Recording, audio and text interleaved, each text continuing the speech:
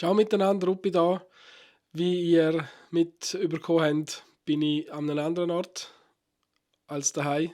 Ab und zu gibt es Tage, wo man Ferien braucht und momentan bin ich in der Ferien, in meinem Ferienhäuschen. Darum heute eine andere Umgebung.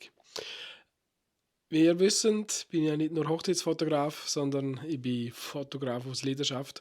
Und eines von meinen tollsten Projekten dieses Jahr ist ein Fantasy-Shooting, wo es ums Thema Fest der Toten gegangen ist. Und was ich dort alles so kreiert habe, seht ihr in den nächsten paar Sekunden. Ciao!